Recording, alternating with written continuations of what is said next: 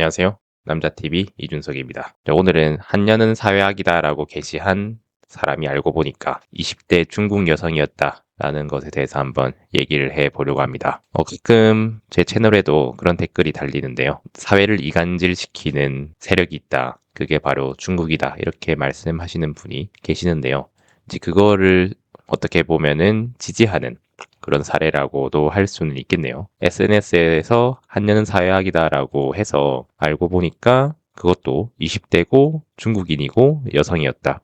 어떻게 보면은 중국인 여성이 한국 여성과 이제 라이벌 구도가 된 상황이라고 볼 수 있을 것 같아요. 무슨 얘기냐면 여기 보면은 SNS에 혐오 표현을 게시한 20대 중국인 여성이 관악경찰서에서 잡혔네요. 그러니까 관악구에 그 신림동이라든지 대림동, 관악구, 대림동이 관악구인가요? 구로구, 영등포구 이쪽에 아무래도 외국인들이 조금 살고 있긴 한데 거기 보면은 손모 씨의 사진 20대 초반 한국 여성의 손모 씨의 사진 이 손모 씨 이런 거 없앴으면 좋겠어요. 그냥 A 씨라고 해야 될 것 같은데 사실 손 씨가 좀 드물잖아요. 네, 뉴스도 이런 거를 조금 신경을 써줬으면 좋겠다라는 생각은 들고 있습니다.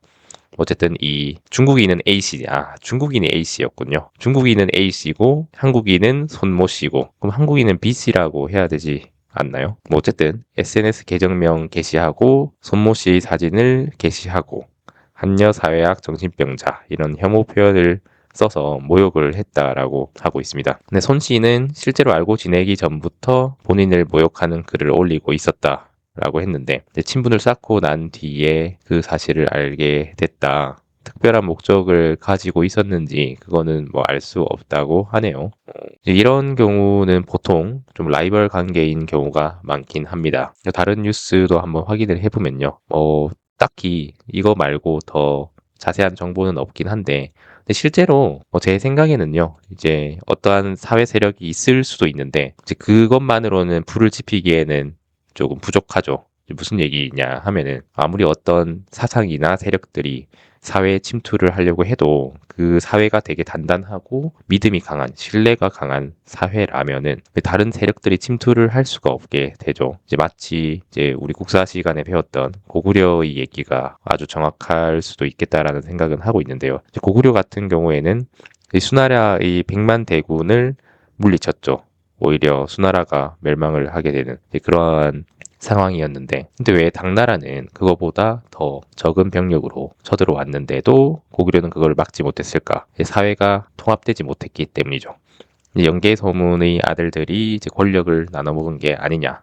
서로 권력 다툼을 했다 이거죠. 네, 그렇기 때문에 이제 그들 중에서 일부가 당나라에 성문을 열어주고 이제 당나라에서 호위호식했다. 뭐 이런 얘기가 있죠. 이것도 마찬가지라고 생각이 드는데요. 중국인이 과연 인터넷에서 그렇게 활개를 치기 때문에 우리나라의 출산율이 떨어진 것이냐. 오히려 반대라고 생각을 해요. 우리나라가 이미 사회 분열이 시작되고 출산율이 떨어지고 이제 말도 안 되는 이런 부담을 남자들에게 지우기 시작하니까 이제 그 틈새를 타고 외부 세력이 침투할 가능성이 높은 게 아닌가라고 저는 생각을 하고 있습니다. 왜냐면은 이제 저도 결혼정보회사에서 거의 많은 여성분들을 만나봤고 소개팅도 많이 해보고 했는데 이게 실제로 여성분들이 남성분들에게 이제 요구하는 그 기대치가 굉장히 높다고 생각을 하고 있습니다. 근데 그 여자분이 그렇게 생각하게 된 배경에는요. 그 본인만의 생각이 아니고 본인 친구들 혹은 본인 가족들도 그렇게 생각을 해요. 무슨 얘기냐면 부모님이 너 누구 만나냐라고 했을 때 나 이러이러한 사람 만난다 라고 하면은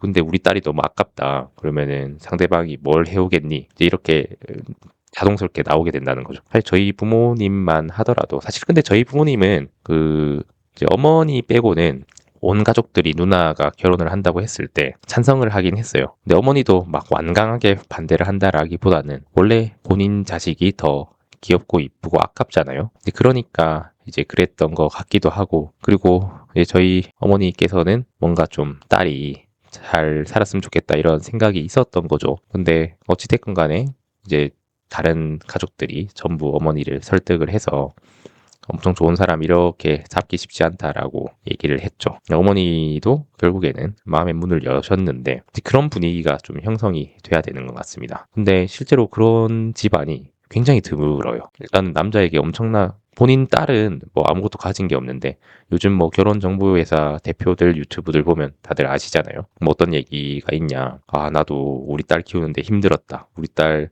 과외도 시키고 학원도 보내고 엄청 힘들어서 인서울 4년대 보냈다. 그래서 우리 사위는 의사로 맞아들여야지. 뭐 이런 이상한 생각을 하고 있다는 거죠. 근데 이제 의사로 맞아들이면 그게 끝이냐? 그게 아니고 집도 해야 되고 돈도 매번 바쳐야 되고 처갓집 근처에 있어야 되고 이렇게 되는 거죠. 근데 그게 진짜 생각보다 그런 사람들이 굉장히 많습니다. 근데 이러한 현상을 두고 과연 중국인이 사회를 이렇게 이간질시키려는 세력이라고 단정 지을 수 있을까? 뭐 저는 그렇게 생각하진 않고요. 실제로 저는 뭐 중국인도 만났다는 게 이제 이성적인 관계로서 만난 게 아니고 저도 초등학교 때부터 중국어를 배웠었는데 또 오히려 중국인들이 더 순수한 면이 있다고도 생각을 해요. 무슨 얘기냐면 중국인들이 이제 저렇게 이제 소위 얘기해서 한국 여자와 라이벌 의식을 느낀다는 것 자체가 어떻게 보면 이제 한국 남성을 이제 쟁취하고 싶은 거잖아요. 혹은 한국 사회에서 자리 잡고 싶어 하는 거잖아요.